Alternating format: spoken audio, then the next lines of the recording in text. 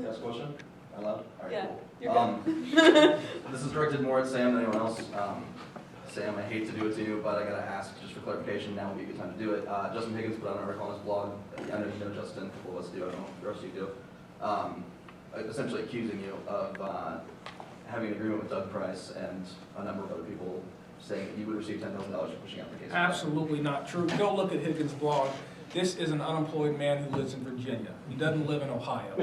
I've read his blog. He hasn't called me one single time for any sort of comment, and he has unnamed sources. It is bullshit. I challenge him to show up here. I challenge him to name some sort of source and call me out exactly, because there's no evidence for it, because it's simply not true.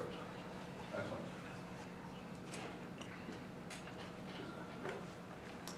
We're almost there. You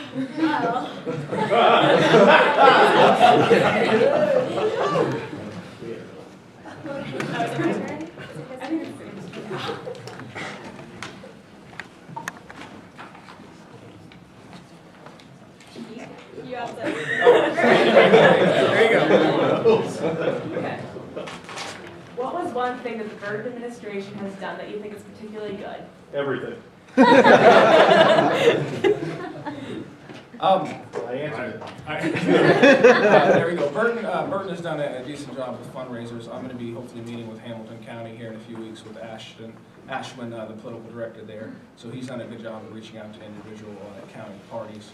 And I want to continue on that, kind of putting a structural thing with connecting chapters to the county parties. Tanner Salyers, our former political director, implemented a program called Reach 88, and I'm going to build up on top of that. It didn't get fully implemented, and I would like to institute a similar program as far as connecting chapters to their county parties. Okay, sorry. I really enjoyed our outreach. I feel like the first board meeting I ever went to, well, I know the first board meeting I ever went to for the OCRF, when I first became chapter chair, there was like 3 people who weren't elected members there, like 3 other chapter chairs. And then our special convention that we had a lot of chapters there represented, and I feel like we reached out to a lot of chapters this year, learned more about what they're doing, and we're able to push it out through our newsletter that we have through MailChimp. So I think our outreach was really well this year. Adam. Well, this is probably the last question. What are your guys' majors and what do you guys plan on doing after college? My major is business. After college, I'd eventually like to run for office local in the Dayton area, but that's probably not for another 10 years down the road. So I want to get involved with the corporate world. Ideally, I'd love to invent something in mass market. I haven't quite had that dream yet where I can think of something, invent something, but I'd like to get involved with the corporate world in some aspect. I love business. I consider it kind of a sister of politics. So I would like to get involved with business, particularly the business marketing world. My major is international business, and I'm minoring in political science and economics, and leadership, sorry. And I would really like to get involved in international business. I'd love to work for a multinational corporation, possibly Procter & Gamble. I really enjoy that corporation. I know Mandarin, Chinese, and some Spanish, so I feel like I've prepared myself well, and I'm actually really excited about that, and that's what I want to do. I have a question, actually. Well, success leading the OCRF is obviously about relationships.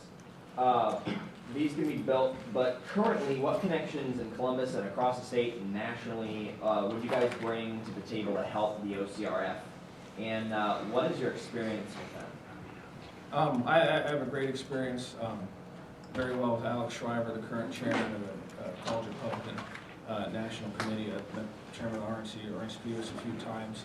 I've met with Gentry Collins, former political director at the RNC, as well as people in Columbus, met with several county parties there and across the state, as I mentioned, Cuyahoga today. Met with Franklin County, this was last December, and met with, meeting with Hamilton here in a couple of weeks. So I have connections with county parties and across the state. I think that's one thing I do bring to the table is those connections and plan on utilizing them into 2012. I've worked with Bill Johnson, my congressman, my state representative, all of our local county leaders, our county chair. since I am a chapter chair, I've had more experience in that area. While Columbus, I do have my state representative. We have a very close relationship, and he does work in Columbus sometimes when he has to go up there. But I am really interested in developing those relationships. As executive director and as a Marietta chair, I didn't really have the opportunity to go and do that. But it is something that I feel like I will do well at. I've developed a great relationship with my county party leader and our congressman in the past year, so much so that I could just call them up on their cell phone and chew their ear off for an hour, asking them for advice and asking them what's going on. So I have full belief, and I believe that we'll be able to develop those relationships even if we don't come into office with them. I got another one. Y'all up for it? Wonderful. Okay, so the Federation is ultimately about chapters. What have each of you guys done specifically in your own chapters to grow and strengthen the activism and leadership within each chapter? I served as PR director since January for Sinclair.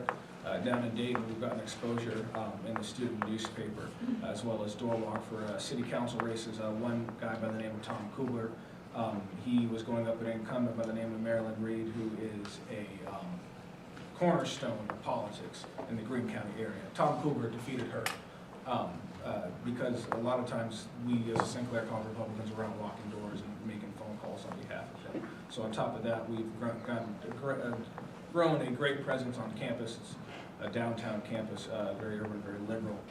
So we've been able to kind of create a backlash against that as well. Great question. This is going back to putting chapters first in the OCRF. Tyler and I are both chapter chairs, and I've done lots and lots with Marietta College. Like I said, when I came in my freshman year, they didn't have a vice chair. They didn't really have anything but a chair and 3 other members who just met to talk about politics, which is fine. But I came in and they were like, "Will you be vice chair?" And as an overeager freshman, I was like, "Heck yeah, I will." And we went from 4 members, like I said, to 50 on our roster this year. We have started our fundraiser dinner, which was what I promised my CRs I would do when I ran for president at the end of my freshman year, coming into my sophomore year. Told them I had fundraised enough money to send them to CPAC. I gave them that incentive, and then they delivered on volunteer hours and knocking door to door, doing activism on campus. We this year did the 9/11 Never Forget project, and we faced a lot of scrutiny over that because we, our administration decided at the last minute after it being planned since June and end of August that they weren't going to let us do it anymore. So I fought tooth and nail to ensure that my CRs could still do that. I got a lot of flack from my administration. I got national media attention, Fox News, but I did not back down. And I've done a lot with my chapter, and I will not stop fighting for my chapter. You opened up something that was really interesting, and it's got me. You kind of gave a scale of from when to when as far as your membership growth and stuff like that. Yeah. Sam, do you have a membership sliding scale? Yeah, essentially the chapter's been off and on, so we're up to about 20 solid members now on the roster, and a good any given 12 to 15 at any given meeting for that roster.